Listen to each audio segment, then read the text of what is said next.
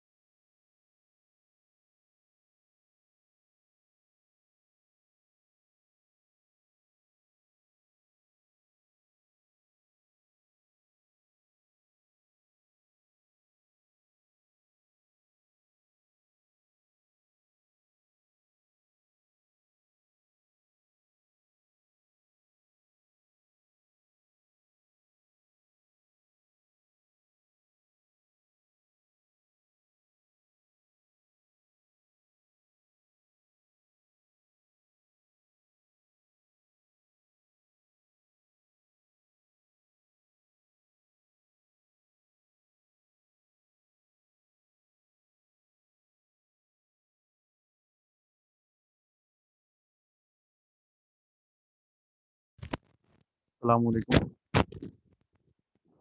वालेकुम अस्सलाम सर। वालेकुम सलाम। ईद अच्छी गुजर गई सबकी? जी सर, अचानक ही गुजरी है ईद। अल्हम्दुलिल्लाह। अचानक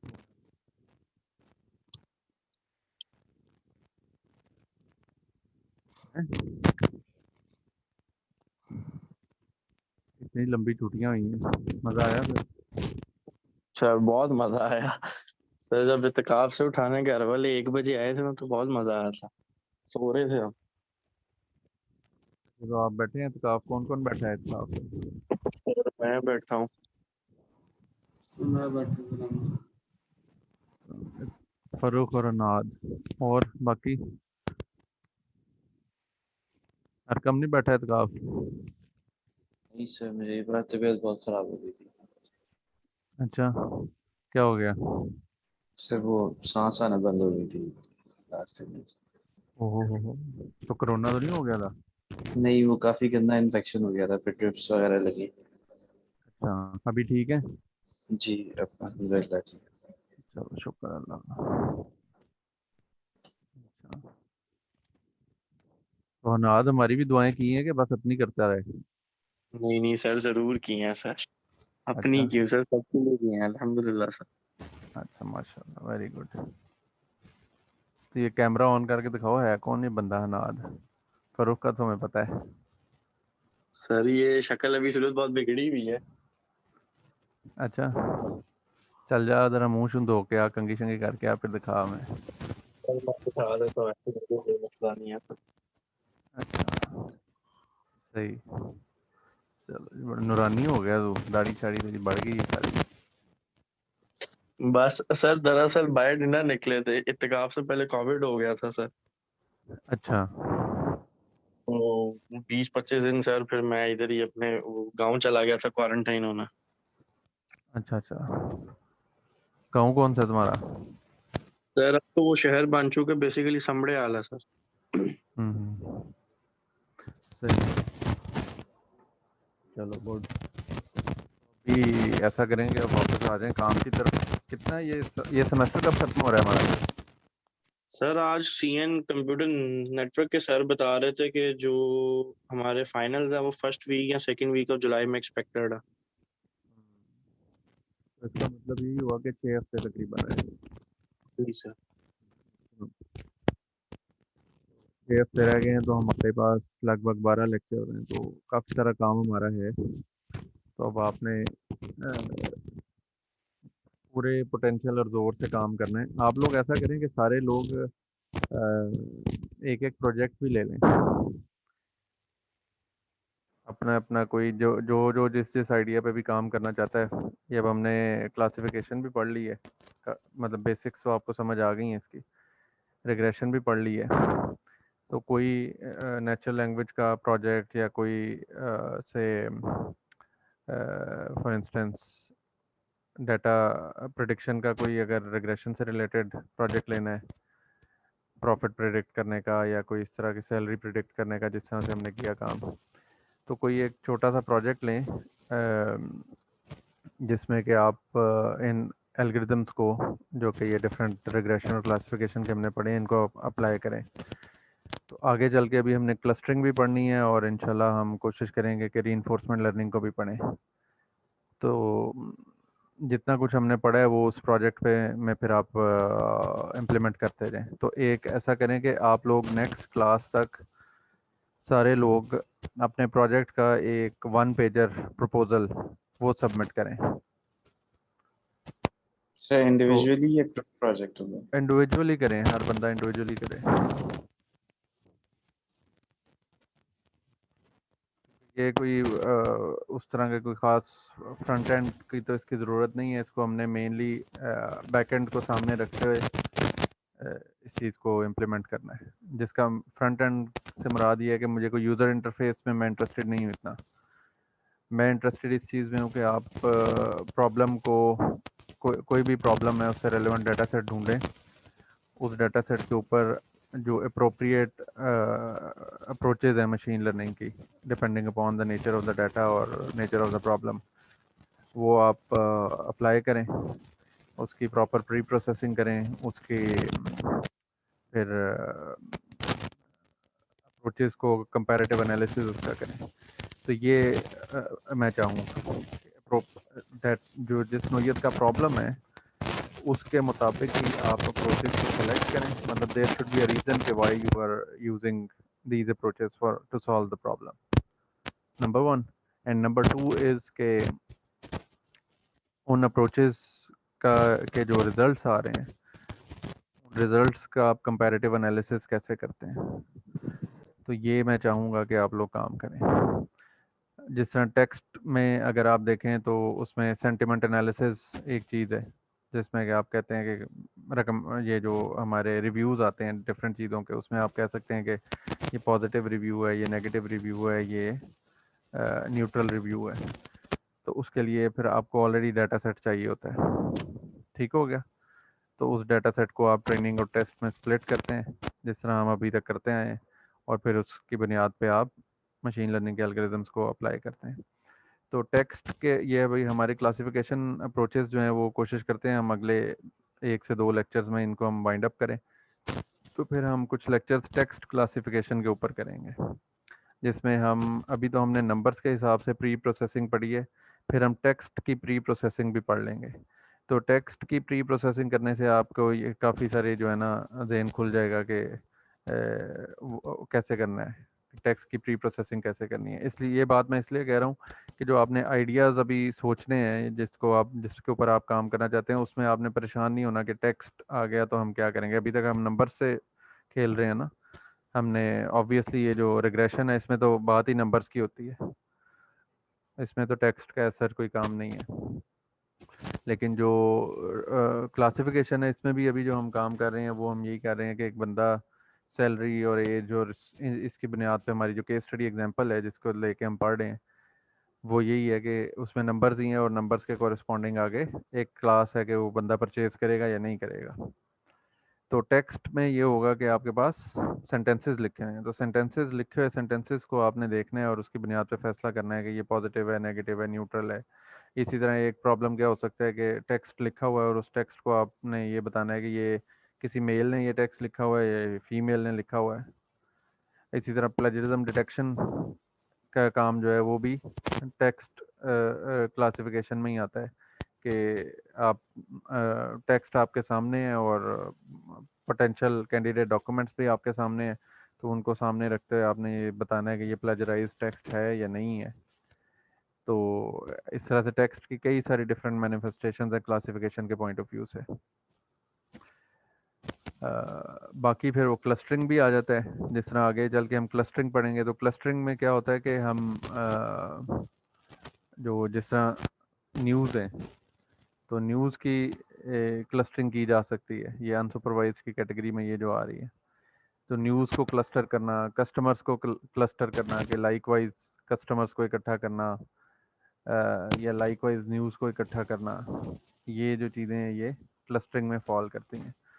इसी तरह रिकमेंडर सिस्टम्स हैं, तो रिकमेंडर सिस्टम्स में भी यही होता है कि हम प्रोडक्ट्स को काइंड ऑफ ग्रुप कर रहे होते हैं कि कौन सी चीज़ें जो हैं वो एक बंदे को पसंद आएंगी। जिस तरह इस जो रैक्स हम बनाते हैं ना, रैक्स, ये आप जाते हैं हाइपर स्टार पे जाते हैं या बड़े बड़े स्टोर्स पे जाते हैं, तो इनके अंदर एक पूरा फिनोमेना अगर अच्छे तरीके से वो स्टोर साइंटिफिकली चलाया जा रहा हो तो फिर क्या होता है कि किस चीज़ को किसकी प्रॉक्सिमिटी में रखना है, ये एक बड़ी इंपॉर्टेंट बात होती है। फॉर एग्जांपल एग्स और ब्रेड्स को साथ साथ रखना, जो चीज़ें इस्तेमाल होती हैं साथ साथ उनको साथ साथ रखना, शेल्फिंग उनकी किस तरह से करनी है करीब करीब। तो वो डेफिनेटली सेक्शंस तो बने होते हैं कि ये टॉयज सेक्शन है, ये for instance food and beverages का सेक्शन है, ये फ्रूट्स एंड वेजिटेबल्स का सेक्शन है, वो अपनी जगह होता है। लेकिन उसके अलावा भी उनके अंदर भी इंटर्न किन चीज़ों को साथ आसपास रखना चाहिए और कैसे शेल्फिंग करनी चाहिए, ये पूरी एक साइंटिफिक तरीके से आप मशीन लर्निंग के अंदर को इस्तेमाल करते हुए आप ये देख सकते हैं कि किस चीज़ को किसके साथ रखा जाए। तो पॉसिबिलिटी ज़्यादा है कि हमारी सेल्स हो जाएंगी। ये वाली चीज़ जो है ये जब आप ई स्टोर की बात करते हैं, ई स्टोर, तो ई स्टोर में तो कोई फिज़िकल शेल्फिंग हुई नहीं होती, तो वहाँ पे फिर क्या होता है कि ये चीज़ बड़ी आसान हो जाती है और इसको फुल स्ट्रेंथ के साथ हम एक्सरसाइज कर सकते हैं। फॉर एग्जांपल अगर एक बंदा यूएसबी ख़रीदने आया है, तो यूएसबी ख़रीदने वाले बंदे को हम साथ में ही जो छोटी छोटी एसेसरीज़ हैं, फॉर एग्जांपल हेडफोन्स हैं या माउस है या कोई इस तरह की छोटी छोटी और चीज़ें जो कि उससे रेलेवेंट चीज़ें, वो राइट साइड पे या नीचे स्क्रीन के कुछ हिस्से पे हम उसे शो करना शुरू कर देंगे कि do you want to purchase this, या इस उन पे कोई ऑफर्स लगी हैं उससे रेलेवेंट चीज़ों पे, तो वो हम उसे दिखानी शुरू कर देंगे। तो ये है कि ये रिकमेंडर सिस्टम्स होते हैं कि हमने जो बंदा है उसकी प्रोफाइल के मुताबिक और जो वो एक्टिविटी कर रहा है उस एक्टिविटी को सामने रखते हुए उसे कोई ऐसी चीज़ें रेकमेंड करें जो उसके इंटरेस्ट की हों उस गिवन सिनारियो में। तो ये जो है पर्सनलाइज्ड किस्म की अप्रोच से किसी को टारगेट करना और जो एक्टिविटी वो कर रहा है उस एक्टिविटी की बेस पे टारगेट करना, ये चीज़ें हमें हमारी जो सेल्स हैं पोटेंशली उसकी जो पॉसिबिलिटीज़ हैं उसको बढ़ा सकती हैं।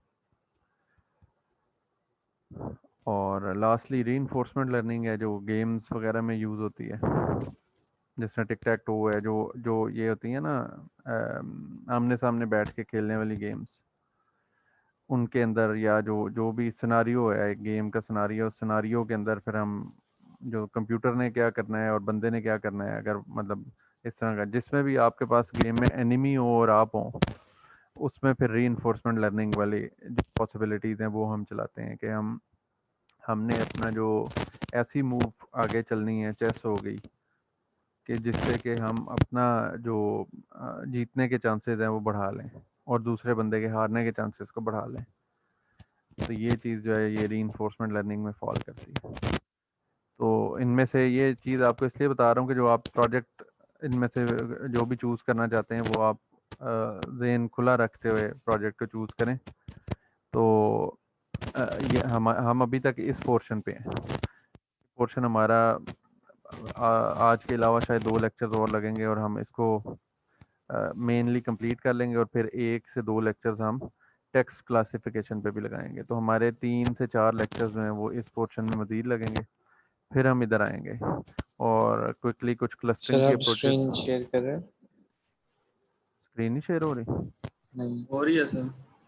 हो रही है यार। शेयर्ड है सर। अच्छा, स्क्रीन वो में हनात की आ रही थी, सॉरी। अच्छा, अनाज अनाज के नूरानी चेहरा अभी तक आ रहा है? नहीं सर। अच्छा, तो ये जो है इसमें हम अनसुपरवाइज में जाएंगे, कुछ लेक्चर्स यहाँ पे करेंगे, 3 से 4 lectures, may be 5 lectures maximum, और फिर हम कुछ पोर्शन जो है वो इसका करेंगे। तो ये हमारे टोटल जो है वो मिला के 10 लेक्चर्स वो पूरे हो जाएंगे, 10-12 लेक्चर्स जितने भी हमारे रह गए हैं। तो आपने इसमें जो भी प्रोजेक्ट सोचना है वो फिर आप उस हिसाब से सोच लें। कोशिश करें कि आप इन 2 एरियाज़ में या तो ये रिकमेंडर सिस्टम्स वाली साइड पे आ जाएं, क्लस्टरिंग वाली साइड पे आ जाएं, या क्लासिफिकेशन पे आएँ, क्योंकि ये पोर्शन हमने एंड पे जाके कवर करना है।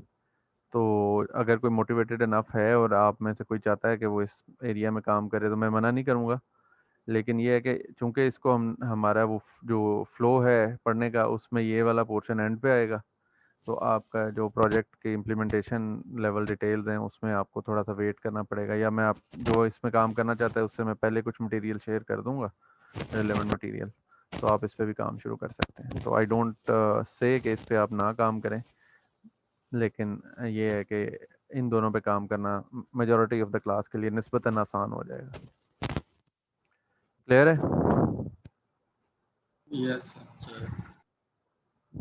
तो नेक्स्ट तय ये हुआ है कि नेक्स्ट क्लास हमारी जो है फ्राइडे वाली क्लास, उससे पहले पहले आप लोगों ने अपने प्रोजेक्ट के प्रपोजल्स सेंड कर देने हैं। ठीक हो गया? 1 पेजर यस जिसमें आपके प्रोजेक्ट की होगा कि प्रॉब्लम स्टेटमेंट क्या है, उसके अवेलेबल डाटा सेट्स क्या हैं, कैगल पे डाटा सेट्स ढूंढने आते हैं ना सबको, kaggle.com, यस ठीक है, सर। उससे आपने डाटा सेट्स ढूंढने हैं और प्रॉब्लम की डिस्क्रिप्शन लिखनी है, और फिर आपने बताना है कि आप प्रॉब्लम क्या है और आप किस तरह से उसे सॉल्व करेंगे। तो प्रॉब्लम, डाटा सेट्स और आपकी जो अप्रोच है उसकी एक quick outline, high level outline, ये 3 चीज़ें आपने एक सफ़े में लिख के भेजनी है। अच्छा, ये लास्ट क्लास में हम नाइव बेजियन क्लासीफायर हमने स्टार्ट किया था, इससे कोई सवाल है किसी का, जो कुछ हमने लास्ट क्लास में पढ़ा था?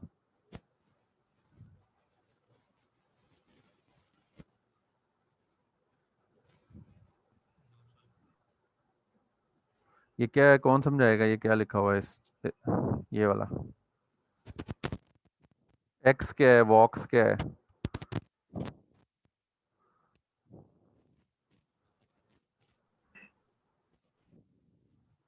Sir raise your probability of, hands, hands raise करें ज़रा, कौन कौन बता सकते हैं?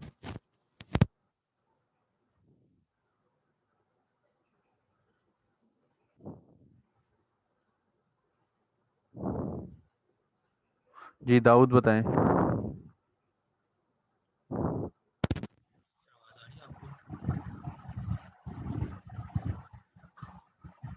सर आवाज़ आ रही है आपको? जी अभी आ रही है।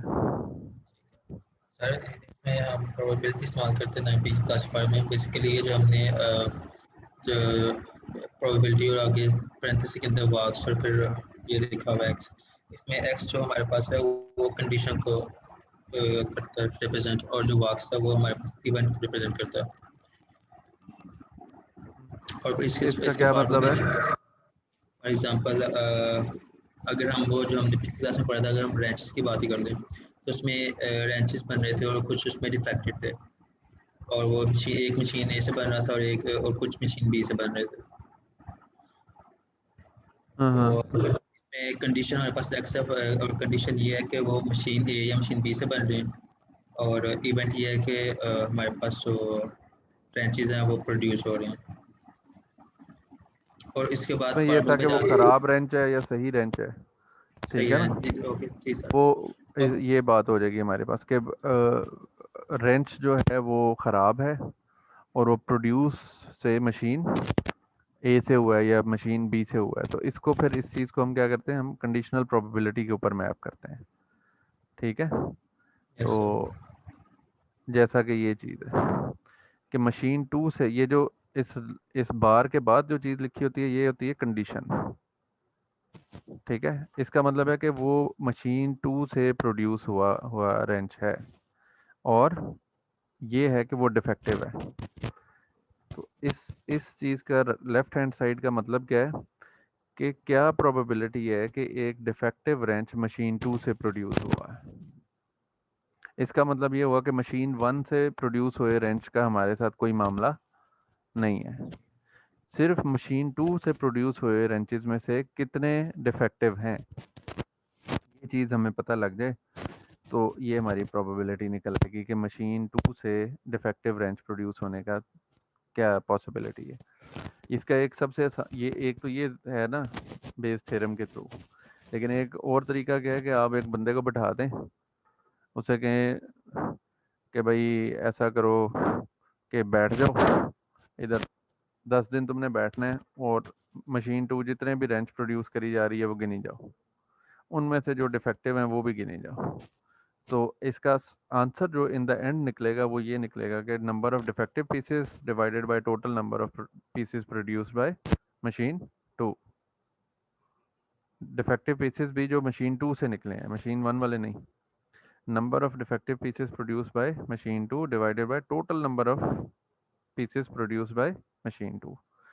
लेकिन इसके लिए आपको क्या करना पड़ेगा, वो बंदा बेचारा बैठा रहेगा दिन रात 10 दिन बैठा रहेगा, तो फिर आपको जाके पता लगेगा।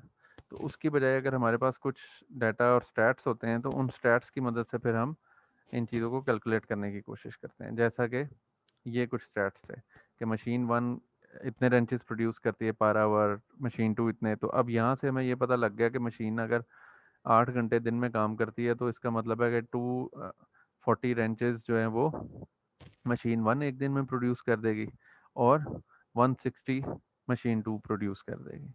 ये चीज़ हमें वैसे ही पता लग गई, बजाय इसके कि वो बंदा बैठ के सारा दिन गिनता रहे, हमें वैसे ही पता लग गया। और टोटल में से 1% जो है वो डिफेक्टिव होते हैं। तो इसका मतलब है 240 ये और 160 ये, तो टोटल कितने हो गए 400। 400 में 1% डिफेक्टिव होने का मतलब है कि 40 ये जो है कितना हो गया 4 डिफेक्टिव हुए 1% का मतलब 4 में से 50% जो है वो मशीन 1 से आ रहे हैं, 50% मशीन 2 से। इसका मतलब है 2 मशीन 1 से डिफेक्टिव पीसेस निकले हैं और 2 मशीन 2 से निकले हैं। तो क्वेश्चन ये, what is the probability that part produce by machine 2 is defective. तो ये इसके कुछ स्टैटिस्टिक्स हैं जो कि हमने वो पूरे के पूरे देखे कि ये टोटल 1 घंटे में 50 प्रोड्यूस हो रहे हैं। इसको आप ज़्यादा बड़े 2 आवर्स 5 आवर्स 10 आवर्स पे भी ले जाएंगे तो डाटा यही निकलेगा। फॉर एग्जांपल आप कहते हैं कि मैं जिस तरह अभी हमने 8 आवर्स की बात की थी, तो 8 आवर्स में 240 इससे प्रोड्यूस हुए थे ना, तो 240 बाय 400 करें तो क्या आएगा,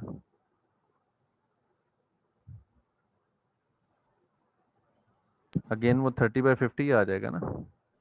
Yes. है ना। तो उसको आप स्केल अप करें या स्केल डाउन करें, 3/5 कर दें इसे या 300/500 कर दें, जिस तरह भी करेंगे इसका आंसर तो यही आएगा ना, स्केल अप या स्केल डाउन करने से। तो नंबर ऑफ आवर्स ज़्यादा कर दें कम कर दें, eventually this is going to be the answer. So probability कि मशीन 1 से कोई रेंच प्रोड्यूस हुआ हुआ है, सारे रेंचेस हमारे पास पाइल पड़ा हुआ है उसके अंदर से, वो 0.6 है, और प्रोबेबिलिटी कि मशीन 2 से प्रोड्यूस हुआ हुआ है वो 0.4 है, because the speed of production is different. तो 1% डिफेक्टिव है, ये हमने एज इट इज़ नोट कर लिया। डिफेक्टिव पार्ट्स में से 50% कम from machine 2, so probability that wrench is defective या पार्ट इज़ या जो भी चीज़ प्रोड्यूस हुई है that is defective and it has been produce by machine 1 is 50% which is जो भी 0.5, एंड अगेन मशीन 2 से प्रोड्यूस हुआ हुआ और हो वो defective, so a defective piece produce by machine 2, इसकी प्रोबेबिलिटी भी क्या है 50%। So this is what we know from the problem settings. तो जो प्रॉब्लम स्टेटमेंट है उससे फिर हमने ये यूज़फुल इन्फॉर्मेशन निकालनी है। So what we do is कि this is what we want to calculate that machine 2 ने कोई डिफेक्टिव पीस प्रोड्यूस किया है, इसकी प्रोबेबिलिटी क्या है। तो this is what we know and this is what we want to calculate. So since it's all about machine 2, so we'll simply remove the information related to machine 1, और जब हम इसको बेस थ्योरम पे map करते हैं, basically defective और machine 2 निकालने के लिए अगर हम इसको बेस थ्योरम पे मैप करें तो डिफेक्टिव मशीन 2 में मशीन 2 सच दैट डिफेक्टिव, तो machine 2 such that defective is known, है ना। सो वाई एक्चुअली वी इम्प्लीमेंट या अप्लाई बेस थ्योरम। अप्लाई करने का मसला ये होता है कि हमने डिफेक्टिव मशीन 2 निकालना है, लेकिन हमें जो पता है वो machine 2 defect such that defective का पता है। डिफेक्टिव सच दैट मशीन 2 हमने कैलकुलेट करना है, लेकिन मसला ये है कि हमें मशीन 2 सच दैट डिफेक्टिव का पता है। तो इस सूरत में हम क्या कर लेते हैं कि हम बेस थ्योरम का सहारा लेते हैं।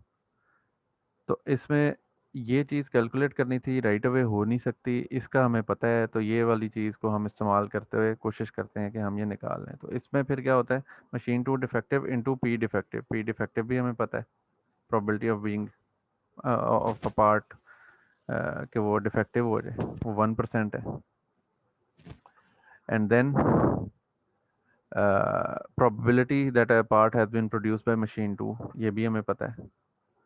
तो ये इस चीज़ को डायरेक्टली हम कैलकुलेट करने के लिए मैंने आपको बताया कि या तो वो पूरा टोटल नंबर्स हमें पता लगे तो फिर हम कर सकते हैं, दूसरा ये कि इस तरह की पार्शियल इन्फॉर्मेशन अगर हमें पता है तो ये बेस थ्योरम अप्लाई करके हम इन तीनों की मदद से इस चीज़ को कैलकुलेट कर सकते हैं। तो इफ़ वी नो, इसका उल्टी साइड हमें पता हो, machine 2 defective such that machine 2 हमने कैलकुलेट करना है, लेकिन मशीन 2 सच दैट डिफेक्टिव हमें पता है, पी डिफेक्टिव भी हमें पता है और पी मशीन 2 भी पता है। तो इन तीनों चीज़ों की मदद से हम बेस थ्योरम अप्लाई करते हुए ये चीज़ कैलकुलेट कर सकते हैं।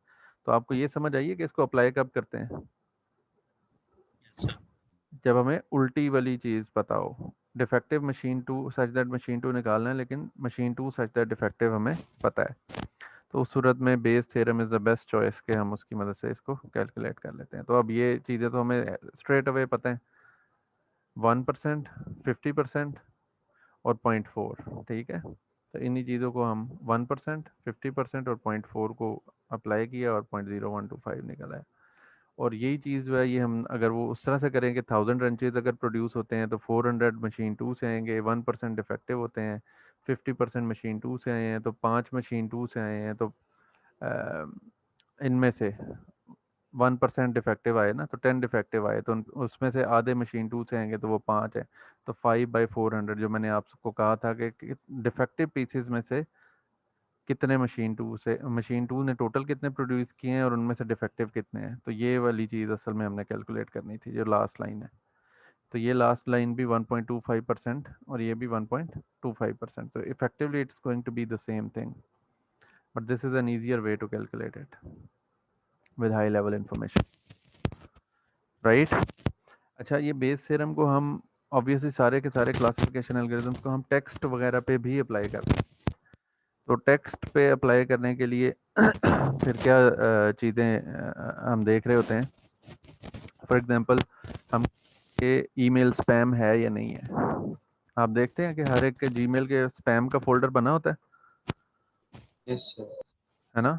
तो वो एक बिहाइंड द सीन एक क्लासिफिकेशन एल्गोरिदम में काम कर रहा होता है, जो कि ये कह रहा होता है, देख रहा होता है कि ये जो ईमेल है ये स्पैम कैटेगरी में जानी भी चाहिए या नहीं जानी चाहिए।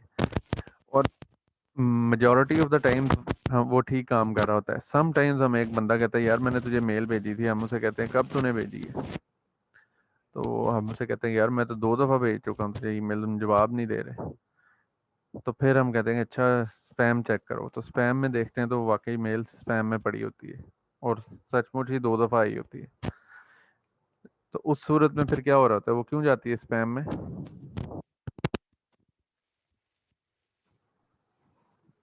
क्लासिफाई कर लेता है उसको कि ये स्पैम वाली है, हाँ, ओरिजिनली। तो उसकी वजह ये है कि कोई भी मशीन लर्निंग एल्गोरिदम जो है ना वो 100% पे काम नहीं करता। गलती के चांसेस जो हैं वो रहते हैं। जिस तरह आपने अभी अभी तक हमने जो चीज़ देखी है वो इस पॉइंट ऑफ व्यू से क्या चीज़ देखी है अभी तक जो हमें बताती है क्या सही है क्या गलत है? सर उसका एरर हम check करते हैं ना, उसकी एक्यूरेसी कितनी आ रही है। एक्यूरेसी पर डिपेंड करता है कि चीज़ सही काम कर रही है कि नहीं कर रही। एक्यूरेसी तो अभी हमने ऐसा नहीं देखी, और हम मशीन लर्निंग में कुछ ये जो क्लासिफिकेशन है इसमें हम एक और चीज़ देख रहे हैं, एक मैट्रिक्स है जिसको हम देखते हैं। Confusion matrix. मैटर्स। जी, कंफ्यूजन मैट्रिक्स। कन्फ्यूजन मैट्रिक्स, ठीक है ना। तो कन्फ्यूजन मैट्रिक्स में जो स्पैम कैटेगरी में फॉल करने वाली चीज़ नॉट स्पैम में चली जाए, या जो नॉट स्पैम थी वो स्पैम में चली जाए, ये दोनों चीज़ों का मतलब है कि गलत काम हो रहा है। ठीक है। तो समटाइम्स एक स्पैम ईमेल हमारे नॉर्मल इनबॉक्स में भी आ सकती है, और वाइस वर्सा भी हो सकता है, जो मैं एग्जांपल दी कि दोस्त ने मेल की और वो स्पैम में चली गई, तो ऐसा भी हो सकता है। तो वो कुछ ईमेल्स स्टिल ऐसी होंगी, मतलब अब आप अगर देखें तो 1000 ऑफ ईमेल्स आ रही हैं, तो उसमें अगर 1% भी चांस है तो कुछ ईमेल्स इधर से उधर और इधर से इधर होने का डेफिनेटली एक एलिमेंट एग्जिस्ट करता है। तो ये जो है एक्यूरेसी या जो कन्फ्यूजन मैट्रिक्स है उसकी बुनियाद पर फिर हम फिगर आउट कर लेते हैं कि ऐसा क्या हो रहा है। तो अब वहाँ पे क्या चीज़ें होंगी, यहाँ पे तो हम कह रहे हैं ना कि प्रोबेबिलिटी है कि रेंच जो है वो मशीन 2 से प्रोड्यूस हुआ है, मशीन 1 पे से प्रोड्यूस हुआ है। तो वहाँ पे हम क्या करते हैं, हम ये देखते हैं कि टेक्स्ट में वर्ड्स होते हैं। फिर टेक्स्ट में क्या चीज़ होती है? वर्ड्स। वर्ड्स। तो हम कहते हैं कि अच्छा यार ये सारी ईमेल्स हमारे पास पड़ी हैं, ये स्पैम वाली हैं, ये सारी ईमेल्स जो हैं ये नॉट स्पैम वाली हैं। तो हमारा डाटा सेट हमें कैसा मिलेगा? जिस तरह हम यहाँ पे देखते हैं ना कि जी ये इसने परचेज किया और इसने परचेज नहीं किया, यही लिखा होता है ना कि एज ये यस। थी और सैलरी ये थी, और आखिरी कॉलम में लिखा होता है कि परचेज किया या नहीं किया। ऐसा ही है। तो वहाँ पे क्या होगा कि अल्फाज आ जाएंगे, कितने ही सारे लफ्ज़ होंगे। तो जितना एक इसका मतलब ये है कि गिवन के डॉक्यूमेंट ये है तो ये स्पैम है, ये फिर डॉक्यूमेंट हमें मिल गया, दूसरा मिल गया ये भी स्पैम है, तीसरा मिल गया ये स्पैम नहीं है, चौथा मिल गया स्पैम नहीं है, पांचवा मिल गया स्पैम नहीं है। इस तरह से हर नया डॉक्यूमेंट हमें मिलता जाएगा और उसके साथ लिखा होगा कि ये स्पैम है या नहीं है। अगेन हम उसको ब्रेक कर लेंगे किसमें? ट्रेनिंग और टेस्ट सेट में। तो 2 अलग अलग सेट्स में उसे ब्रेक कर लिया। उसके बाद फिर हम देखेंगे कि कौन कौन से वर्ड्स स्पैम डॉक्यूमेंट्स में आए हैं, कौन से वर्ड्स नॉट स्पैम डॉक्यूमेंट्स में आए हैं। तो वो वर्ड्स की बुनियाद पे हम देखेंगे। फिर हम कहेंगे कि एक गिवन डॉक्यूमेंट जो हमें मिला है उसमें कौन कौन से वर्ड्स हैं, और उन वर्ड्स की बुनियाद पे हम देखेंगे कि अगर ये वर्ड्स हैं तो स्पैम में जाने के क्या चांसेस हैं और नॉट स्पैम में जाने के क्या चांसेस हैं। तो जिसके चांसेस ज़्यादा होंगे फिर उस वाली पे हम उसे मैप कर देंगे। तो ये नाइव बेजियन या बेस थ्योरम के थ्रू अगर हम इस प्रॉब्लम को सॉल्व करें तो वो इस तरीके से होगा। ये सिर्फ आपको अगेन वही, क्योंकि आज हम प्रोजेक्ट्स की बात कर रहे थे तो जस्ट एक आइडिया देने की आपको कोशिश कर रहा हूँ। इसी तरह के नियरेस्ट नेबर्स हमने पढ़े थे, याद है? तो के नियरेस्ट नेबर्स में हम क्या करेंगे कि वो डॉक्यूमेंट्स की आपस की सिमिलैरिटी कैलकुलेट करना शुरू कर देंगे। हम कहेंगे कि यार इसके मैंने के इज इक्वल टू 5 रखा है, तो हम 5 नियरेस्ट डॉक्यूमेंट्स जो भी उससे होंगे उससे उसकी सिमिलैरिटी कैलकुलेट करना शुरू कर देंगे। पता लगा उसमें से 3 जो हैं वो नॉट स्पैम है और 2 स्पैम है, तो फिर हम उसे किस साइड पे मूव कराएंगे? स्पैम। नॉट स्पैम में, क्योंकि 3 नॉट स्पैम वाले थे और 2 स्पैम वाले थे। इसकी इसकी जो एग्जांपल है वो इस जगह से शायद हम आसानी से समझ भी लें। फॉर एग्जांपल ये वाला है, जिस तरह ये हमारा नया डॉक्यूमेंट है, इसको अब आप क्या समझें कि ये नया डॉक्यूमेंट है। इस स्लाइड से आपको ज़्यादा अच्छा समझ आ जाएगा। तो अगर यहाँ पे जाके, यहाँ पे हमारा नया डॉक्यूमेंट है इस जगह पे, this is the new document. तो ये न्यू डॉक्यूमेंट के इर्द गिर्द हमने देखा तो 3 जो थे वो कौन थे, से स्पैम है और एक नॉट स्पैम है। तो ये किस कैटेगरी में फॉल करेगा, ये रेड वाली में। अगर ये रेड वाली स्पैम है तो ये स्पैम में चला जाएगा। अब बात ये है कि जिससे हमने नोशन ऑफ डिस्टेंस पढ़ी थी, तो डिस्टेंस के नोशंस जो हैं वो हर एक जगह पे फ़र्क हैं। तो टेक्स्ट में टेक्स्ट सिमिलैरिटी निकालने के कई सारे तरीके हैं, तो वो भी आसान ही तरीके हैं, कोई बहुत ज़्यादा मुश्किल नहीं है। तो उनमें से कोई भी तरीका आप अप्लाई करके और उसकी बुनियाद पे आप फिगर आउट कर सकते हैं कि, तो कैंडिडेट सेट आपने सेलेक्ट करना है और देख लेना है कि कौन सा है। तो ये के नियरेस्ट नेबर में कुछ इस तरह से चल जाएगा। तो मतलब जोग्राफिक या ग्राफिकली समझने के अंदर ये एग्जांपल और जो KNN वाली एग्जांपल है वो तकरीबन सेम है। अच्छा, तो हमने इसके अंदर से जो ये प्रोबेबिलिटी की बेस पे ये चीज़ें डिटेक्ट की, उसी को फिर हमने एक दूसरी एग्जांपल से देखा। इसमें ये था कि 2 कैटेगरीज हैं, इन 2 कैटेगरीज में हमने डिवाइड कर लिया हुआ है। इसके डिवीजन के बाद हमने एक कोई भी नया डाटा पॉइंट आएगा, उस डाटा पॉइंट को हमने फिगर आउट करना है कि वो किस कैटेगरी में फॉल करता है। तो ये वो नया डाटा पॉइंट आया, इस डाटा पॉइंट को अब हमने फैसला करना है कि ये किस कैटेगरी में फॉल करेगा। तो बेसिकली यही डाटा पॉइंट है। इस डाटा पॉइंट को हम क्या कहते हैं, एक्स। ये डाटा पॉइंट क्या कहलाएगा, एक्स। तो अगर एक्स गिवन है, हमारे पास गिवन क्या है, एक्स, तो क्या चांसेस हैं कि वो ड्राइव करके ऑफिस जाएगा और क्या चांसेस हैं कि वो वॉक करता हुआ ऑफिस जाएगा। ठीक है, और हमारे पास जो एट्रीब्यूट्स हैं वो कौन कौन से हैं, एक क्या है, एज, और एक क्या है, सैलरी। ठीक है, तो जवान बंदे की भी ज़्यादा सैलरी लग जाए ना तो वो गाड़ी पे जाना शुरू कर देता है ना, या बाइक पे जाना शुरू कर देता है, यस सर। है ना। और बूढ़े बंदे की भी कम सैलरी हो तो वो भी पैदल ही दफ्तर जाता है ना। सैलरी, ये अंकल की सैलरी कम है ना, देख रहे हैं, सैलरी कम है लेकिन एज काफ़ी हो गई है।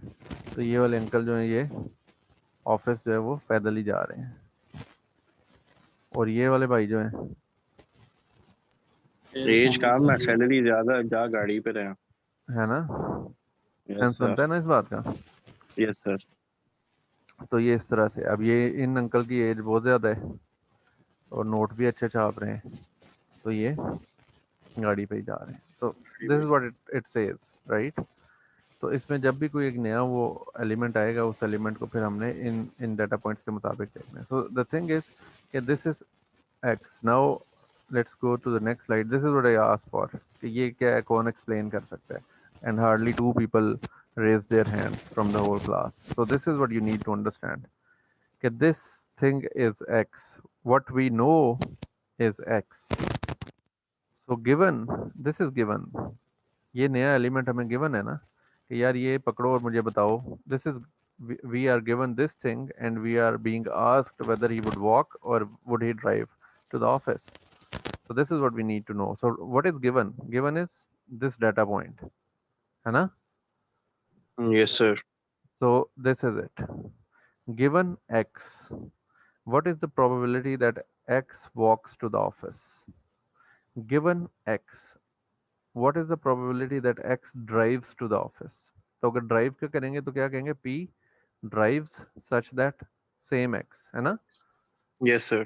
तो हम क्या करेंगे कि इसकी वॉक करने की प्रोबेबिलिटी भी निकाल देंगे और और ड्राइव करने की भी। ड्राइव करने की भी प्रोबेबिलिटी निकालेंगे, और फिर कैसे फैसला करेंगे, प्रोबेबिलिटी से ज़्यादा होगी उसके जो ऊपर हम डिसाइड प्रोबेबिलिटी करेंगे। ज़्यादा होगी वो वाला Yes, हम मान लेंगे बात।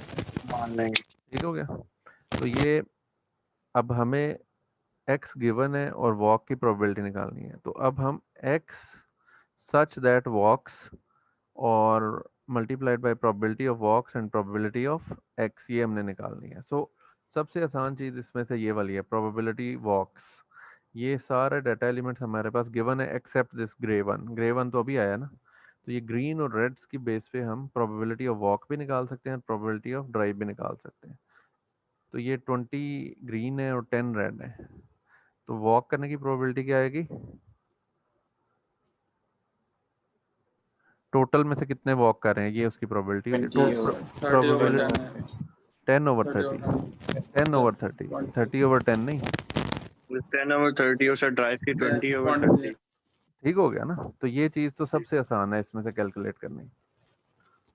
अच्छा, ये जो प्रोबेबिलिटी ऑफ एक्स है और probability of x such that it x walks, ये ज़रा थोड़ी सी ट्रिकी है, ठीक है। प्रोबेबिलिटी ऑफ एक्स जो है इसकी प्रोबेबिलिटी क्या है? ये एक अजीब सी बात नहीं है कि ये तो अभी आया है सीन में और इसकी हम प्रोबेबिलिटी निकालना शुरू हो गए हैं कि यार ये एक्स की क्या प्रोबेबिलिटी है, मैं कहाँ से निकालूँ एक्स की प्रोबेबिलिटी, है ना। Yes sir. कंफ्यूजन हुई? यस सर हुई है। गुड, अगर कंफ्यूजन हुई है तो ये एक अच्छी बात है, लेकिन इस कंफ्यूजन का अब हमने हल सोचना है। इसका हल ये है, इसका मतलब ये होता है कि एक्स या इसके बहुत मिलते जुलते कितने एलिमेंट्स इसके पास हैं, बिल्कुल ही यही हो या इससे बहुत मिलती जुलती चीज़ जो इस डाटा के अंदर होगी वो कितने हैं, समझ आ गई। तो उसको फिर हम इस तरह से कहते हैं कि हम इसको बहुत नैरो सा एक सर्कल ड्रॉ करते हैं। इस तरह से हम कहते हैं कि यार ये सारे एक्स हैं, एक्स जो है ना वो इस चीज़ को, इस रीजन का नाम हमने एक्स रख दिया। ये एक डाटा पॉइंट नहीं है बल्कि एक रीजन है। छोटा सा बिल्कुल मिनी सा सर्कल एक ड्रॉ कर दें, ठीक है। इसके एग्जैक्टली इसी पॉइंट पे या इसकी प्रॉक्सिमिटी में एक वेरी क्लोज प्रॉक्सिमिटी या इसके करीब करीब का जो एरिया है उसमें टोटल में से कितने डाटा पॉइंट्स हैं, ये बात समझ आई। तो उसका मतलब होगा वो एक्स की तरह के ही हैं।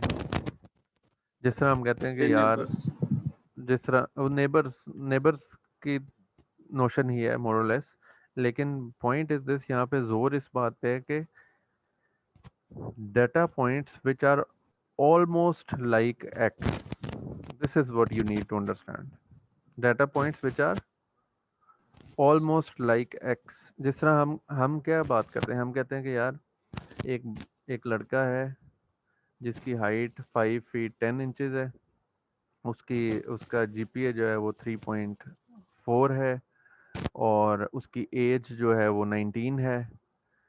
ये हमारे पास डाटा एलिमेंट्स आ गए, यानी कि एक ऑब्जेक्ट को ये वाला ग्रे वाला एक्स ये है, ठीक है। तो अब जो 5 फीट 8 इंचेस इसकी हाइट है, 19 एज है, तो 19 एज वाले बहुत सारे लोग होंगे, उनमें से कईयों की 5.7 5.9 5 मतलब 5.8 5.9 5.7 इस तरह से करके उनकी हाइट्स होंगी। और इसी तरह जीपीए भी काफ़ी करीब हो 3 पॉइंट जो भी मैंने बोला था उसके करीब करीब हो, तो वो वाले डाटा एलिमेंट्स तकरीबन इसके जैसे ही होंगे। ये बात समझ आई अब? यस। तो ऐसे कितने एलिमेंट्स हैं ये हमने फिगर आउट करना है। अब एग्जैक्टली तो वो नहीं होंगे, लेकिन उससे बहुत ज़्यादा मिलते जुलते डेफिनेटली डाटा में एग्जिस्ट कर रहे होंगे। तो ये वाला एलिमेंट उस खाते में नहीं आएगा। ये एलिमेंट देख रहे हैं, ये इतनी दूर है, हम के अगर सर्कल इतना बड़ा ड्रॉ कर देंगे ना फिर ये भी उसके अंदर ही आ जाएगा, सारी दुनिया ही उसके अंदर आ जाएगी, तो ये तो बेवकूफ़ी होगी ना। Yes sir. एक्स से बिल्कुल मिलते जुलते कितने हैं, दिस इज द इंट्यूशन। ये बात सबको वाज़ेह हुई? Yes yes sir. Minimum difference होना चाहिए, बिल्कुल माइनर सा। हाँ, माइनर सा डिस्टेंस या बिल्कुल उससे मिलते जुलते, this is what we call probability of X. तो से अगर ये वाले 1 2 3 4 थे, ठीक है, तो टोटल कितने थे ये? 30 सर। 30 में से इसके करीब करीब वाले कितने निकले? सर 4। तो क्या बनी प्रोबेबिलिटी फिर? 4/30 सर। 4/30। आगे समझ बात ये वाली? Yes sir. तो ये होगी कि एक्स प्रोबेबिलिटी ऑफ एक्स जो है वो इस केस में 4/30 निकली। अच्छा, अब probability of x such that it walks, तो अब अगेन इसी चीज़ पे दोबारा हम वापस आते हैं उसी पे। हमने वो जो लाइन ड्रॉ की थी वो क्या थी, ये वाली, यही लाइन थी जी जो सर्कल हमने ड्रॉ किया था। Yes sir. इस सर्कल में इन सारों, इसको भी हम x कह रहे थे, इसको भी, ये ऑलमोस्ट Yes. x जो है, ये हमारे टोटल कितने थे, सर 4। 4। अच्छा, अब हमने ये जो प्रोबेबिलिटी निकालनी है, ये क्या कह रही है, जो x हमने x लाइक चीज़ें हमने देखी थी उनमें से वॉक कितने कर रहे हैं, वॉक करने Sir. वालों में से x की तरह के कितने हैं। इसका क्या मतलब है, वॉक करने वालों में से एक्स की तरह कितने हैं सर? x की तरह कितने हैं। तो वॉक करने वाले कौन से हैं, सर यहाँ 3 है, रेड वाले सर। नहीं, वॉक करने वाले बस टोटल 10 ये है सर। ये वॉक करने वाले हैं। यस सर, जो रेड में है। इनमें से x की तरह के कितने हैं। सर 3 है सर। 3 ठीक है, जो आपने पहले 3 बोला वो x की तरह के 3 है। जी x सर। की तरह के दरअसल 4 हैं, लेकिन इस ग्रीन वाले को हम क्यों छोड़ देंगे, क्योंकि सर उसने वॉक का हमसे क्योंकि पूछा है। हमने कहा कि जो सिर्फ वॉक वॉक करने तो वाले हैं उनमें से x जी की तरह के कितने हैं। आगे समझ। Yes sir. तो ये इस चीज़ का नाम है कि वॉक करने वालों में से x की तरह कितने। अब हम इस तरह से ये वाली प्रोबेबिलिटी जो है ये कितनी निकल आएगी, 3/30। 30 सर। क्यों भाई, 10 सर, वॉक करने 10। वाले 10 कितने हैं। 10 सर 10 3/10 सर। हाँ, आई समझ बात। Yes sir. तो वॉक का मतलब है कि अब सिर्फ हम इस हिस्से में देख रहे हैं, इस हिस्से को हमने ख़त्म कर दिया, ये हमारी कंसिडरेशन से बाहर हो गया अभी इस काम के लिए। इसमें से जो x से मिलते जुलते हैं उनमें से 3 ऐसे हैं और ये 10 में से 3 है असल में, बाकी के जो जितने भी एलिमेंट्स हैं उनमें से 3 ऐसे हैं। तो 3/10 बन गया। ठीक है, अब इसी चीज़ को अब हम ऐसा करते हैं कि इसको हम ड्राइव के लिए अगर करें तो ड्राइव सच दैट x करें तो क्या चीज़ बनेगी, ये x ही रह जाएगा, ये ड्राइव और ये भी ड्राइव बन जाएगा और ये x ही रहेगा। ठीक है, फॉर्मूला यही हो जाएगा ना, जी सर। यस यहाँ पे ड्राइव आ जाएगा, सर वॉक जो यहाँ है पे वो भी ड्राइव को ड्राइव आ रिप्लेस जाएगा, कर देगा। ये जी सर। ख़त्म और ये भी ख़त्म और यहाँ पे भी जी सर। ड्राइव आ जाएगा। ऐसा ही है। Yes sir. अच्छा, यस अब प्रोबेबिलिटी ऑफ x में कोई चेंज आई, ये फार्मूले में इस चीज़ में कोई चेंज आई। सर इसमें चेंज है नो तो सर। 30 और ये हमने कैलकुलेट कैसे किया था, अगेन हमने यही किया था कि ये x से मिलते जुलते कितने हैं, वो 4 थे यस सर। और टोटल कितने हैं, वो 30 थे, तो 4/30 30 आया था। तो अभी क्या आएगा, सर उतना ही है सर अभी उतना भी ही आएगा 4/30। 4/30 ही रहेगा। इसका मतलब है इसकी सेहत पे कोई कोई असर फर्क नहीं पड़ा। नहीं पड़ा। This is yes. Something very very important. अच्छा, दूसरी बात क्या है, अब हमने प्रोबेबिलिटी ऑफ ड्राइव ये निकालनी है, तो वो कैसे निकालेंगे हम। सर वो 20/30 आएगा। अब ये 20/30 आ गया, पहले 10/30 था, तो अब 20/30। 20/30 आ जाएगा। ठीक हो गया, तो इसको हम 20/30 लिख देंगे। ठीक हो गया। और अब ये वाली चीज़ का क्या मतलब है कि जो सर के x से मिलते जुलते हमने देखे थे वो x है, तो ड्राइव करने वाले जो हैं उनमें से x से मिलते जुलते कितने थे, यही बात बनी ना। Yes sir. आ जाए अपनी तस्वीर पे वापस। Yes sir.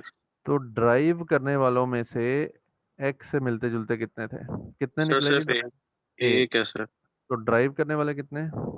20 सर। तो क्या प्रोबेबिलिटी बनी, 1/20। ठीक हो गया। Yes sir. बस ये सारी बात है।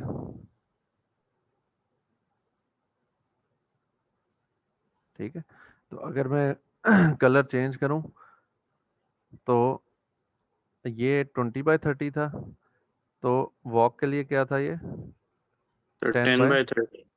30। ये वॉक के लिए कितना था, 4/30 सर। ये सेम था। और ये कितना था, 3/10 सर। 3 सिमिलर थे हाँ आउट ऑफ 10। 10 सर। बात समझ आ गई।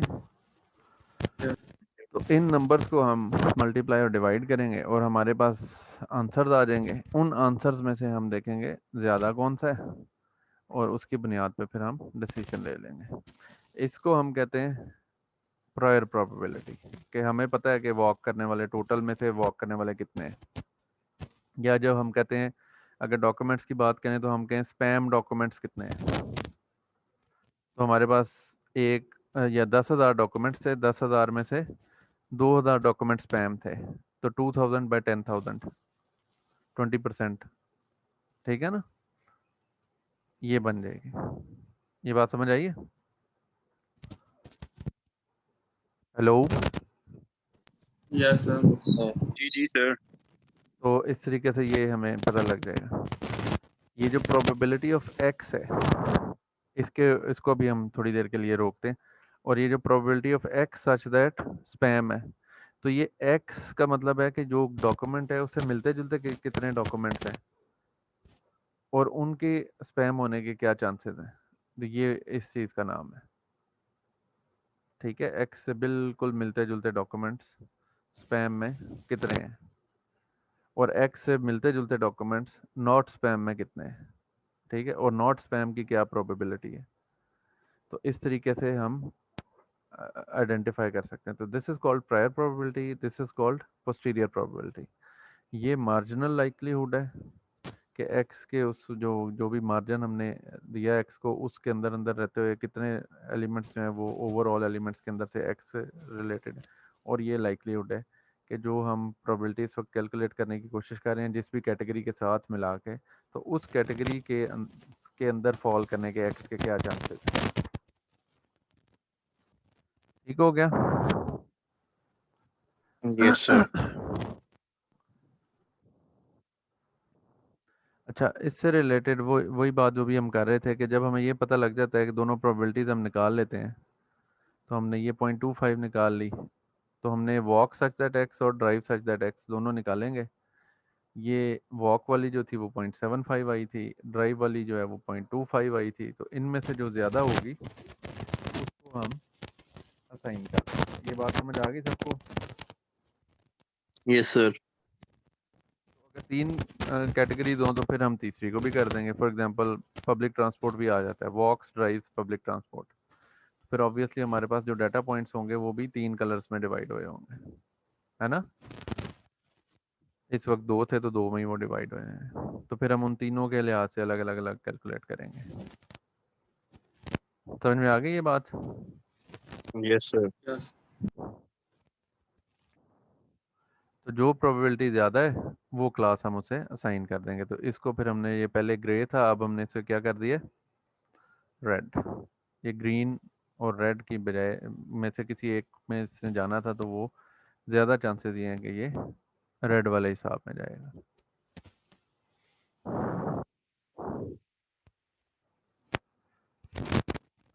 अच्छा, अब इससे रिलेवेंट कुछ 2-3 चीज़ें हैं। एक ये है कि वाई नाइव, इसको नाइव बेजियन क्यों कहा जाता है। दूसरा ये है कि प्रोबेबिलिटी ऑफ एक्स का क्या रोल है इस सारी चीज़ में। और तीसरा है कि अगर मोर देन 2 हमारे पास फीचर्स हों तो हमें क्या करना है। तो ये है कि नाइव इसलिए कहते हैं कि हम इंडिपेंडेंस का अजम्पशन लेते हैं। जो जितने भी फीचर्स हैं ना हमारे पास, हम उनको इंडिपेंडेंट तस्वर करते हैं। इसका मतलब ये हुआ कि एक बंदे की फॉर एग्जांपल एज है और सीजीपीए है, तो एज का और सीजीपीए का ऐसा कोई ताल्लुक नहीं है, वो इंडिपेंडेंट है। सब लोग ही 16, 17, 18, 19, 20 साल के हैं और उसी 20 साल वाले का सीजीपीए जो है वो 3.8 भी है और उसी का ही 1.9 भी चल रहा है। तो एज का और इसका कोई कोरिलेशन नहीं है सच।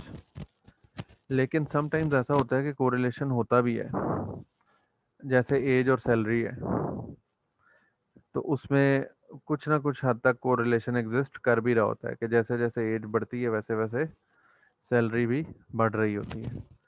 तो स्टिल उस सूरत में भी ये कोई बहुत बुरा परफॉर्म नहीं करता। लेकिन नाइवनेस का जो मतलब है वो एजम्पशन यही है कि हम फीचर्स जितने भी इसके अंदर ले रहे हैं वो एक दूसरे से इंडिपेंडेंट है। ठीक हो गया? This is what we call naive. अच्छा, पी ऑफ एक्स का क्या इसमें रोल है? अगर हम इन दोनों को देखें, ये दोनों, तो इसके अंदर x such that walks and p walks divided by px, दूसरा x such that drives and p of drives divided by p of x। तो आपको क्या समझ आती है p of x के हवाले से?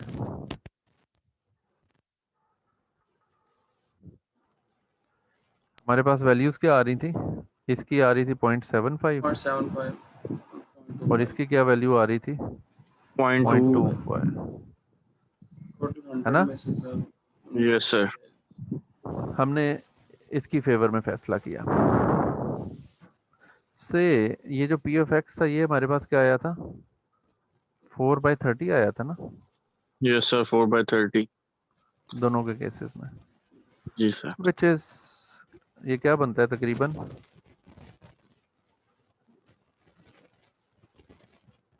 0.13 समथिंग, है ना, 135 इस तरह का कुछ बनेगा।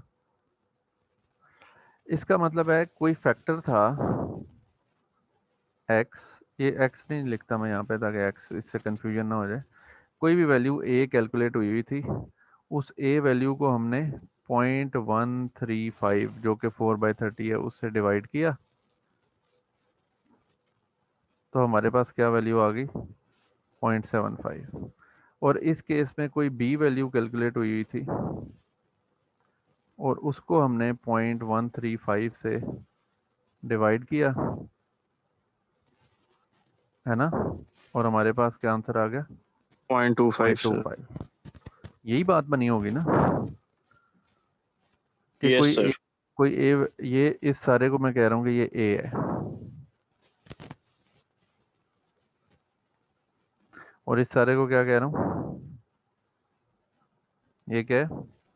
बी। Yes sir. ठीक है, तो a डिवाइडेड बाई 0.135 और b डिवाइडेड बाई 0.135, इसका आंसर आ गया 0.25, इसका आंसर आ गया 0.75। हमने किसको चूज किया? 0.75 सर। 0.75 वाले को, क्योंकि वो ज़्यादा था। अच्छा, सवाल ये है कि अगर हम ये वाला स्टेप ही खा जाए, हम कोई डिवीजन ना करें, तो फिर अगर a और b को कंपेयर करें तो कैसा रहेगा? सर वो देखो कंफ्यूज है। जी सर। फॉर एग्जांपल ये 100 था, एक मिसाल ले लेते हैं, ये 100 था, इसको भी मैंने 2 से डिवाइड किया, और ये 50 था, इसको भी मैंने 2 से डिवाइड किया, तो ये क्या आ जाएगा? 50 सर। और ये क्या आ जाएगा? 25। 25। तो कौन जीता? 50 ये। सर। तो अगर मैं इसको ख़त्म कर दूं तो कौन जीता? फिर भी सर 100 या 50? फिर भी 100 ही सर। मतलब जब मैं डिवाइड ही सेम नंबर से कर रहा हूँ, डिवाइड ही सेम नंबर से कर रहा हूँ, तो उसी ने जीतना है ना जो पहले जीत जी रहा सर। था। जी सर। उस वो डिवीजन तो मुझे कोई फ़ायदा नहीं दे रही है सच। अगर मैंने सिर्फ इसी बुनियाद पे फैसला करना है कि बड़ा कौन सा है, तो जिसका जब डिनोमिनेटर में नंबर ही सेम है तो फिर जो न्यूमरेटर बड़ा है उसी ने जीतना है। बिल्कुल सर। समझ आ गई ये बात? Yes sir. तो ये बात बड़ी ज़बरदस्त बात है। समटाइम्स हमें पी ऑफ एक्स निकालना बड़ी मुसीबत बन जाती है, समटाइम्स हमें पी ऑफ एक्स निकालना मुसीबत बन जाती है।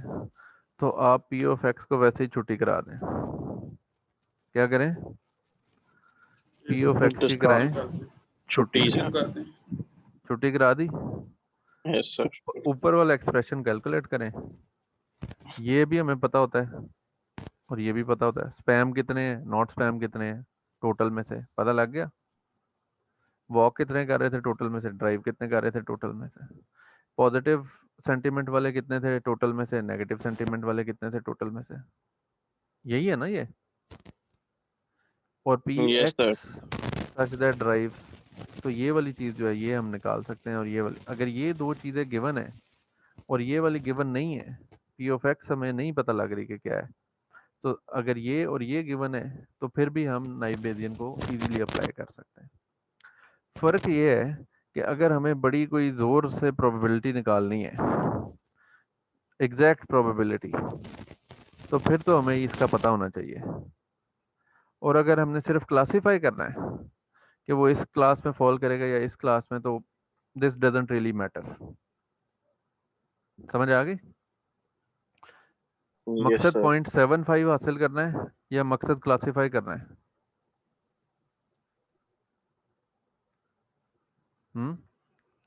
सर क्या क्लासिफाई मकसद है? ट्राई करना करना है सर। है, क्लासिफाई करना है ना? अगर हम यस इस सर। पे आए तो हमें ये पता लगना चाहिए यार, हमारा मकसद ये है कि इस ग्रे वाले को ग्रीन कलर करना है या रेड कलर करना यस सर। है ना? कितना कस के रेड कलर करना है और कितना कस के ग्रीन कलर करना है, ये तो नहीं हमें चाहिए, नो सर, है ना? हमें एक रैंडम आइडिया चाहिए बस सर कि किसको। कि इसको क्या कलर होना चाहिए, इसका यस ज़्यादा सर। कौन सा करेंगे ज़्यादा सही रहेगा, बस यही चाहिए ना? यस तो sir. For that matter we can simply, ये सबसे इंटरेस्टिंग बात है इसकी, जो कि आपस की बात बताऊंगा, मुझे भी बड़ी देर में जाके समझ आई थी जब मैंने ये पढ़ा था ना पहली दफ़ा बस एम में गुजर गया था। लेकिन अब मेरी कोशिश ये है कि आप लोग एम ना गुजरें। तो मैंने जो मुझे ज़हन में जितनी भी कन्फ्यूजन थी वो सारी मैंने इन नंबर्स की मदद से आपको दूर करने की कोशिश की है, जिनके बाद मुझे वाज़ेह हो गया था कि ये क्यों हम ऐसा करते हैं। समझ आ गई ये बात बच्चों सबको यस यस सर, आ सर। गई। कि we can disregard P of X yes. And it will still be the same. ठीक हो गया? अच्छा, मोर देन 2 क्लासेस होंगी तो इसमें एक और भी चीज़ होती है कि जब 2 क्लासेस हैं तो उस वक्त हम 0.75 मैंने एक का निकाल लिया है तो दूसरे की कैलकुलेट करने की भी ज़रूरत नहीं है। क्यों? Yes sir. सर क्योंकि उससे 100 0.25 ही आना है, 1 में वैसे माइनस कर यस दें उससे वो माइनस वही माइनस। आएगा। Yes sir. ठीक है? तो जब 3 क्लासेस होंगी तो फिर उस वक्त हम 2 के निकाल लेंगे और तीसरे की निकालने की ज़रूरत नहीं है। ठीक है? और एक और भी है बात कि अगर से किसी की 0.5 से ज़्यादा आ गई है, 3 के केस में भी किसी की प्रोबेबिलिटी 0.5 या इससे ऊपर चली गई है, तो फिर इसका मतलब यही है कि बस ये क्लास असाइन कर दें, उसे बाकी 2 को कैलकुलेट करने की भी ज़रूरत नहीं है, क्योंकि वो उनका सम मिला के 0.5 या ये बनेगा, है ना? Yes sir. तो ये इसके अंदर हम थोड़ी सी इसको स्पीड अप करने के पॉइंट ऑफ व्यू से हम ये चीज़ें कर सकते हैं।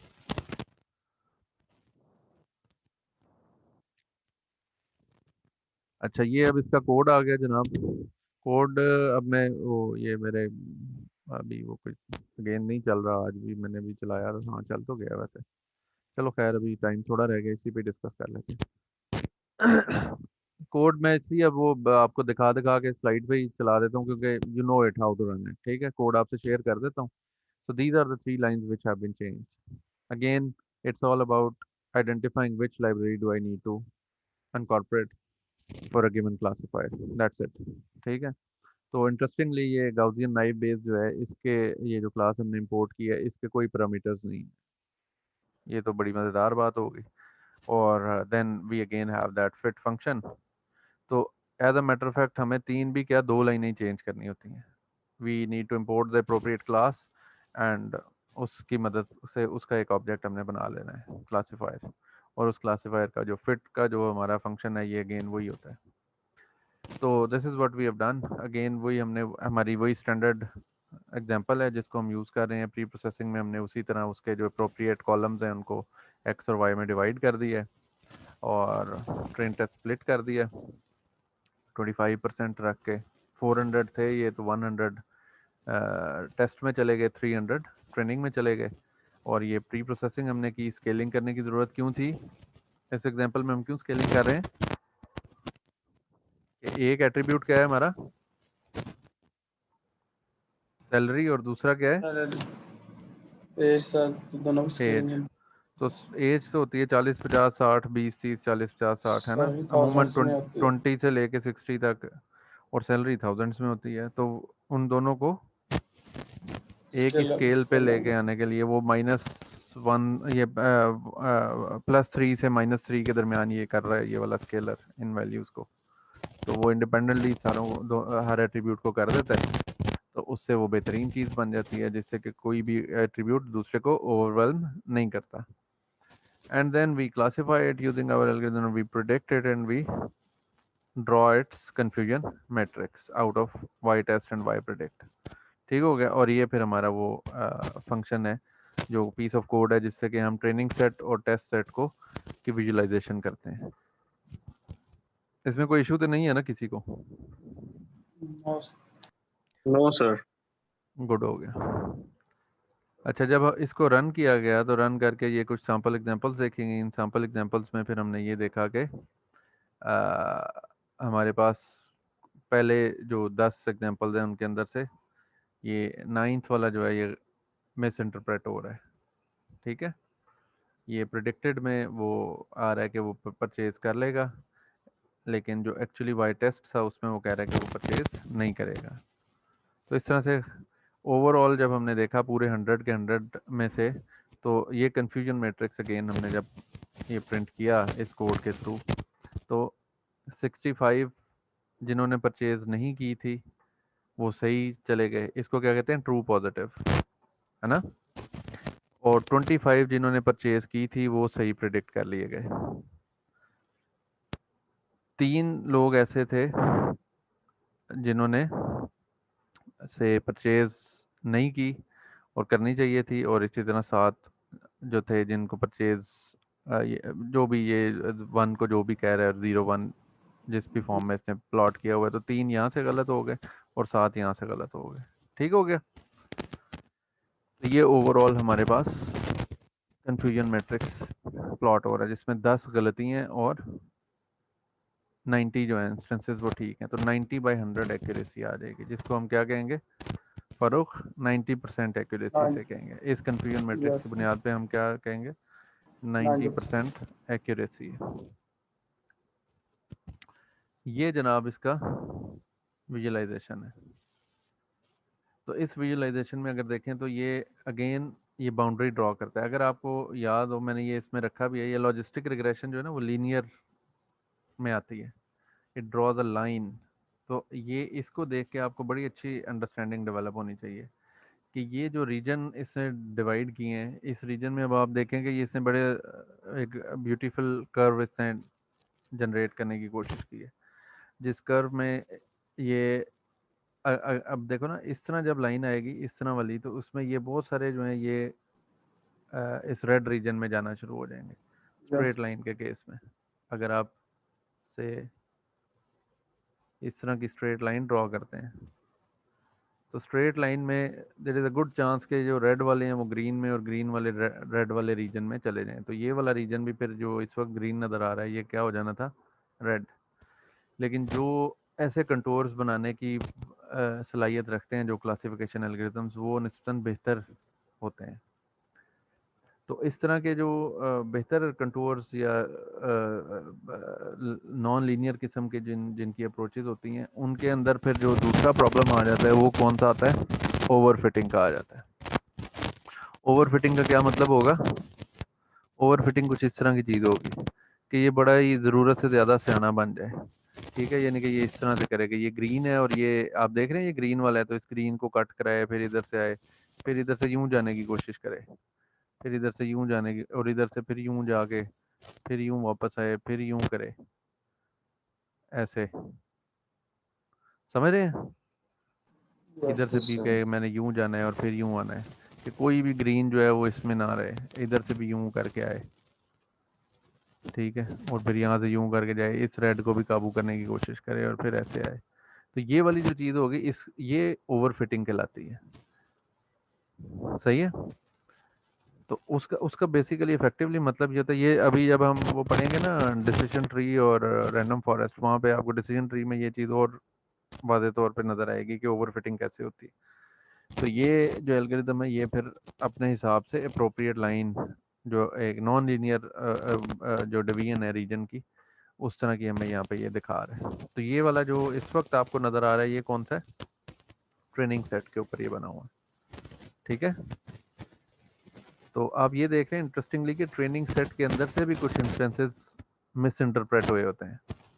क्योंकि इसने फिर अपने हिसाब से एक वो डिमार्केशन करनी होती है। उस डिमार्केशन में ये ऐसी पॉसिबिलिटी कर रहा होता है कि वो मैक्सिमाइज करे चांसेस को। तो जहाँ पे भी वो रीजन फिर आप वो बेहतर उसे लगता है वहाँ पे वो ड्रॉ कर देता है। This is the test set. तो इस टेस्ट सेट के अंदर आप देखें तो 1, 2 और 3 तीन ऐसे हैं। अगर हम कन्फ्यूजन मैट्रिक्स पे वापस आएँ तो 3 ऐसे हैं जिन्होंने परचेज नहीं करनी थी, लेकिन हमने उसे परचेज के खाते में डाल दिया। और 7 ऐसे हैं जिन्होंने परचेज करनी थी, लेकिन हमने उन्हें कहा कि इन्होंने नहीं करनी। तो ये इस रीजन में 1, 2, 3, 4, 5, 6 ये जो है यहाँ से आ जाए 1, 2, 3, 4, 5, 6, 7 कुछ इस तरह के। ये सॉरी यहाँ पे आएगा, ये है, ठीक है। तो ये टेस्ट सेट है 1, 2 और 3। ये वाला बिल्कुल मार्जिनली ये 2 यहाँ पे रह गए हैं, है ना। ये वाले 2 देख रहे हैं आप, ये बिल्कुल मार्जिनल है। थोड़ा सा ये और हिम्मत करता तो ये सिर्फ 1 रह जाना था इस रीजन में। और यहाँ पे अगर आप देखें तो 1, 2, 3, 4, 5, 6, 7 ये भी मार्जिनली इसके अंदर है। बट अगेन इसकी वजह से ये जो है और ये जो है, ये 2 जो हैं, इसकी वजह से ये लाइन फिर इस तरफ को ड्रिफ्ट कर रही है। सही है, मेनली इसकी वजह से। ये भी शायद कहीं थोड़ा सा इधर होता तो लाइन थोड़ी सी और आगे आ जाती। Anyway this is how it works. तो यहाँ पे इस लॉजिस्टिक रिग्रेशन के ग्राफ को शो करने का मकसद ये था कि ये जो है ये लीनियर फॉर्म में डिवाइड करता है जो स्पेस है उसको, और ये नॉन लीनियर है। इसी तरह KNN भी नॉन लीनियर में करता है। तो आप विजुलाइजेशन सारों की देखें और उसको गौर से देखें, और उससे आपको काफ़ी अच्छी अंडरस्टैंडिंग होनी शुरू हो जाएगी कि कौन सा एल्गोरिदम किस तरह से इफेक्टिवली काम कर रहा होता है। तो ये this is all about naive Bayesian. तो इंशाल्लाह अगली क्लास में हम कोशिश करते हैं कि SVM हमारा रह गया है, और रैंडम फॉरेस्ट है, और तीसरा जो है वो डिसीजन ट्री है। तो डिसीजन ट्री SVM और वो है हमारे। तो हम कोशिश करते हैं कि उसमें से जितना कुछ भी अगली क्लास में कवर हो जाता है वो हम करें। तो डिसीजन ट्री की कुछ थोड़ी सी थेरी जो है, इंफॉर्मेशन थेरी के पॉइंट ऑफ व्यू से गेन और एंट्रोपी वगैरह जो है, इंफॉर्मेशन गेन और एंट्रोपी, इन चीज़ों को हम नंबर्स के साथ डिस्कस करेंगे। इसकी अंडरलाइंग थेरी भी पढ़ने की कोशिश करेंगे, ज़रा बात वाज़े हो जाए। जैसे हमने ये नाइव बेजियन की सारी थ्योरेटिकल अंडरस्टैंडिंग ली है, तो उससे आपको रैंडम फॉरेस्ट और डिसीजन ट्री बिल्कुल उसी तरह एक ही तरह चलते हैं, उसमें कोई फ़र्क भी नहीं है। As a matter of fact कई सारे डिसीजन ट्री जो हैं वो मिलके एक रैंडम फॉरेस्ट बनाते हैं। ये हमने रिग्रेशन में ऑलरेडी कवर कर लिया हुआ। तो ये हमारा अभी रहता था कि डिसीजन ट्री इंटर्न थ्योरेटिकली काम कैसे करता है, वो इंशाल्लाह हम कोशिश करेंगे कि अगली क्लास में उसको कवर कर लें। तो दैट इज़ इट। कोई सवाल?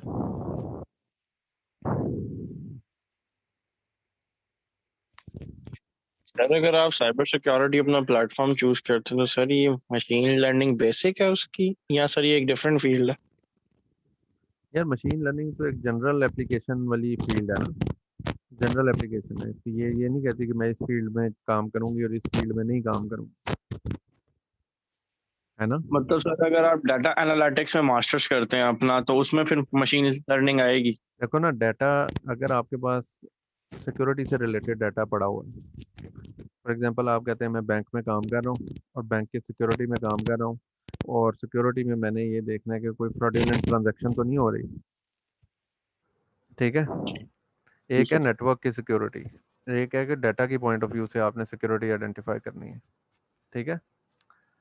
तो आप फिर उसमें क्या कर सकते हैं कि वो जो आपकी ट्रांजैक्शंस का डाटा है, ये कस्टमर के जो रेलेवेंट एट्रीब्यूट्स हैं हमारे पास, और जो ट्रांजैक्शन से रेलेवेंट एट्रीब्यूट्स हैं, तो वो अभी तो हम 2-3 एट्रीब्यूट्स पे ये सारा काम कर रहे हैं, लेकिन इन प्रिंसिपल हमारे पास काफ़ी सारे एट्रीब्यूट्स होते हैं रियल लाइफ में। तो वो जो काफ़ी सारे एट्रीब्यूट्स हैं, उन एट्रीब्यूट्स को इस्तेमाल करते हुए फिर हम अगेन यही देखते हैं कि अच्छा हमारे पास ये पता होता है कि कौन कौन सी फ्रॉडुलेंट ट्रांजैक्शन थी, कौन सी नहीं थी। तो इन टर्न वो एक क्लासिफिकेशन प्रॉब्लम बन जाता है। अब जो भी नई ट्रांजैक्शन हो रही है, अगर आप उसके ऊपर नई बेसियन अप्लाई करते हैं तो अगेन आप क्या करेंगे, आप इस नोयत की चीज़ निकालेंगे कि ये मेरी जो ट्रांजैक्शन एक्स हो रही है, क्या चांसेस हैं कि ये फ्रॉडुलेंट होगी और क्या चांसेस हैं कि ये फ्रॉडुलेंट नहीं होगी। समझ आ रही है? एक्स के एट्रीब्यूट्स मेरे पास हैं, यस सर, आ रही है समझ। तो इस तरीके से मैंने ये चीज़ डिटरमिन करनी है। तो ये एक बैंकिंग सेक्टर में डाटा की बेसिस पे सिक्योरिटी का एक तरीका है। इसी तरह आप आईपीज़, आपके पास वो दूसरे एंड पे आप आ जाएं, नेटवर्क के पॉइंट ऑफ व्यू से आ जाएं, तो आपके पास आईपी गिवन है, उस आईपी से कितनी रिक्वेस्ट आ गई हैं, किस टाइम पे रिक्वेस्ट आ रही है, और इस नोयत की चीज़ों को देखते देखते आप वो मतलब वो आपने नेटवर्किंग का डाटा जो है वो जो भी आप वो किसी भी एक गिवन रिक्वेस्ट को आप रिक्वेस्ट से रेलेवेंट पैरामीटर्स आपने रखे हैं, तो उसकी बुनियाद पे आप देखना चाहते हैं कि ये रिक्वेस्ट जो है ये किसी ऑथेंटिक सोर्स से आ रही है या अनऑथेंटिक सोर्स से आ रही है।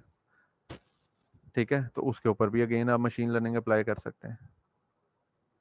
समझ आ रही इस बात की? जी सर, आ रही है। तो अगेन वो डाटा के एट्रीब्यूट्स आ जाएंगे। ये वो आपका इंस्टेंस आ गया, एक गिवन इंस्टेंस के इस वक्त की जो रिक्वेस्ट आ रही है इसका आईपी ये है, ये इस जगह से आ रही है, इसका जो से वटेवर और दीगर जो एट्रीब्यूट्स हैं वो ये हैं, और क्या चांसेस हैं कि ये एक अनऑथेंटिक के सोर्स से आ रही है और क्या चांसेस हैं कि ये एक ऑथेंटिक सोर्स से आ रही है। तो अगेन ये मशीन लर्निंग पे अप्लाई होगा। जी सर, फिर थैंक आप यू सो अगेन मच। इसी तरह कहते हैं कि वो ये इमेज है एक मरीज़ का, तो इस इमेज को देख के हमने ये फैसला करना है कि जी ये कैंसरस है या नहीं है। उसकी जो भी से हमने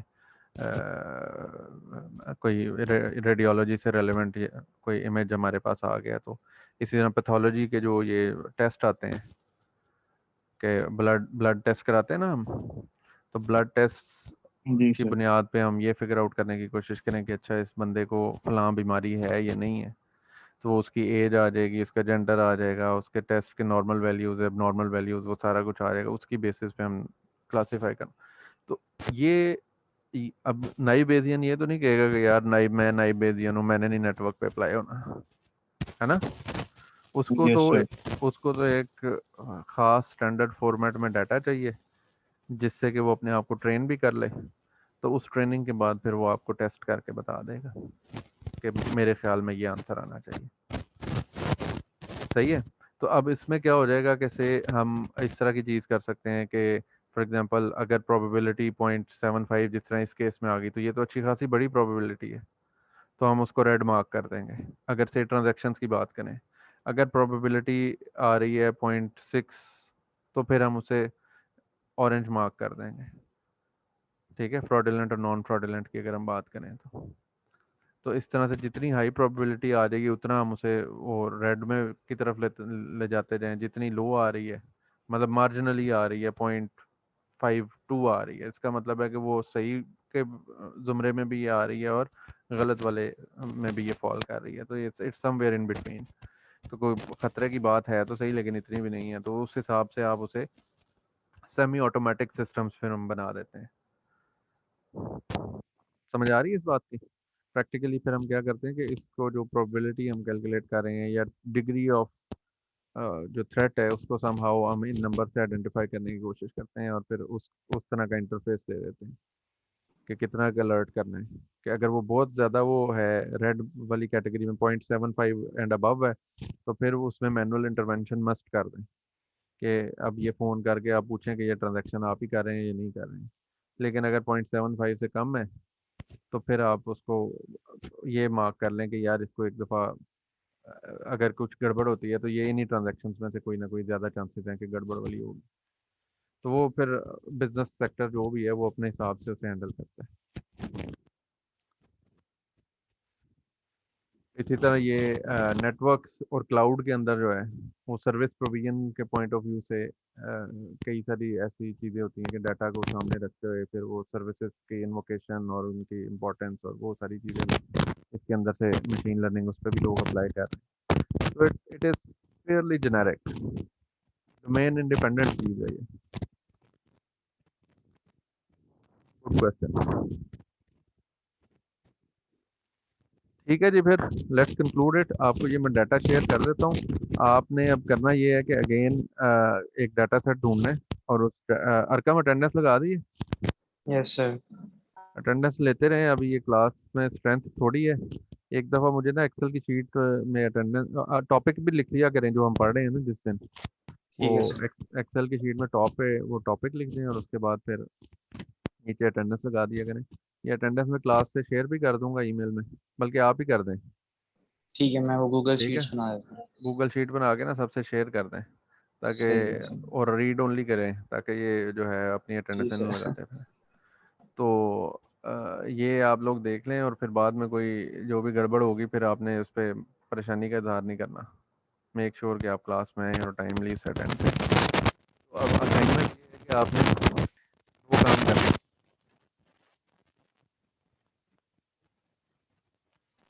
सर आपने कुछ बोला है? जी जी, मैं ये कह रहा हूँ कि एक तो आपने नाइव बेस एल्गोरिदम की कोई भी एक एग्जांपल सिनेरियो इंटरनेट से ढूंढें और उसको खुद अपने हाथ से सॉल्व करें, प्रोबेबिलिटीज उसकी कैलकुलेट करें। ठीक है, एक ये ठीक करना है। है। और दूसरा कोई भी एक डाटा सेट लेके उस पर नाइव बेसियन एल्गोरिदम अप्लाई करें और खुद भी प्रैक्टिस करें इसकी। डन हो गया जी। सही ये है दो सर। आपकी एक ही असाइनमेंट के 2 पार्ट्स हैं। ओके, थैंक यू जी, अल्लाह हाफिज़। अल्लाह हाफ़िज़।